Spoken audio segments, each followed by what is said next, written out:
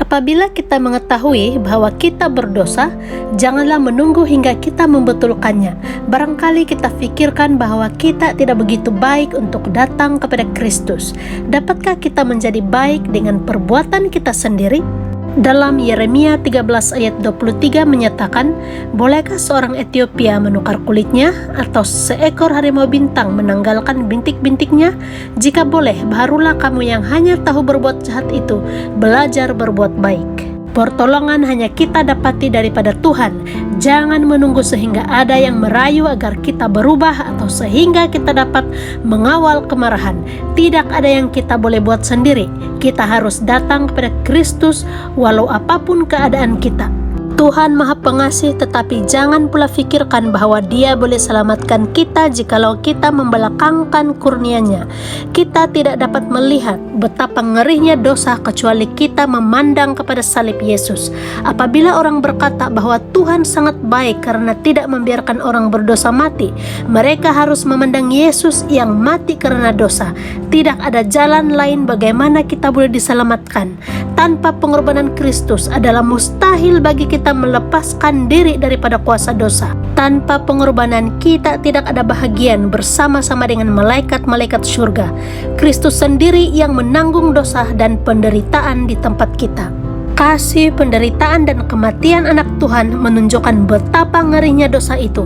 Kita harus datang kepada Kristus karena tidak ada jalan lain keluar daripada dosa. Satu-satunya pengharapan kita tentang hidup di surga ialah menyerahkan diri kita kepada Kristus.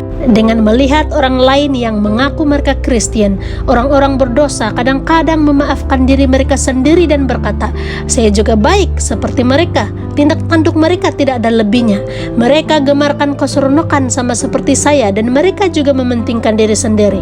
Dengan cara ini, seseorang yang berdosa menjadikan kesalahan orang lain sebagai alasan untuk melupakan tugas, sedangkan kesalahan orang lain tidak memaafkan sesiapapun. Tuhan tidak mahu kita menjadikan orang berdosa lain sebagai contoh. Anak Tuhan yang tidak bercelah adalah contoh kita. Mereka yang bersungut tentang kesalahan orang lain, seharusnya mereka sendiri memperlihatkan cara hidup yang baik. Jikalau mereka tahu bagaimana cara hidup orang Kristen, apakah dosa mereka tidak lebih besar?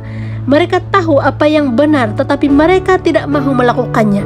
Kita tidak dapat menghapuskan perbuatan membelakangi dosa. Kita mesti mencari hati yang bersih melalui Yesus.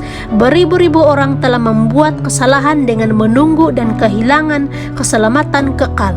Kehidupan di bumi ini tidak kekal, barangkali pendek sahaja.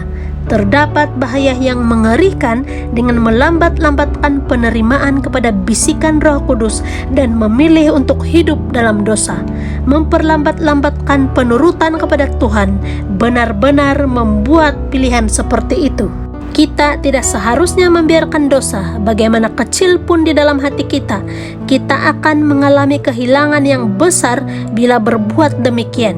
Bila kita tidak dapat mengatasi dosa, dosa yang mengatasi kita lalu membinasakan kita. Adam dan Hawa membiarkan diri mereka sendiri percaya bahwa memakan buah larangan hanya perkara yang kecil. Mereka pikir bahwa akibat yang Tuhan katakan itu tidak akan terjadi ke atas mereka.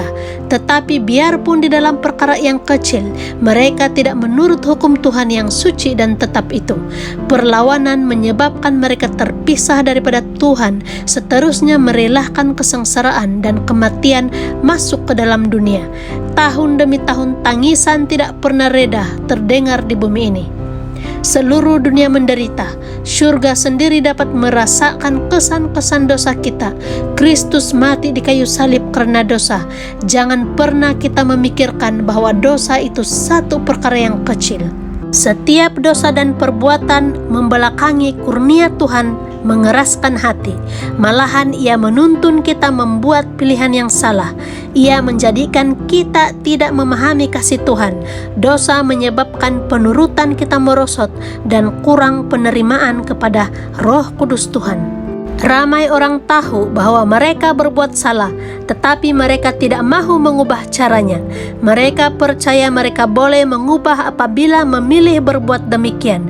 Mereka berpikir mereka dapat meninggalkan Tuhan berulang-ulang dan masih mendengar panggilannya yang penuh rahmat.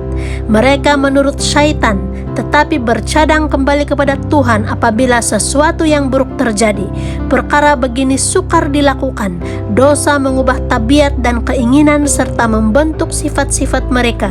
Sesudah biasa hidup di dalam dosa, sedikit orang mahu menjadi seperti Yesus. Walaupun satu perkara yang salah di dalam sifat atau satu hasrat dosa tersimpan di dalam hati akan mengurangkan kuasa Injil untuk mengubah kita. Setiap kali kita melayan Satan, kita lebih jauh daripada Tuhan. Jikalau kita tidak ambil peduli untuk mendengar perkataan Tuhan, kita akan menuai akibat di mana kita sendiri yang membuat pilihan. Di dalam Alkitab, kita membaca amaran yang amat menakutkan oleh Sulaiman mengenai bersubahat dengan Satan. Dia menulis, dosa orang zalim itu satu perangkap, orang itu akan terjerat oleh perangkap dosanya sendiri.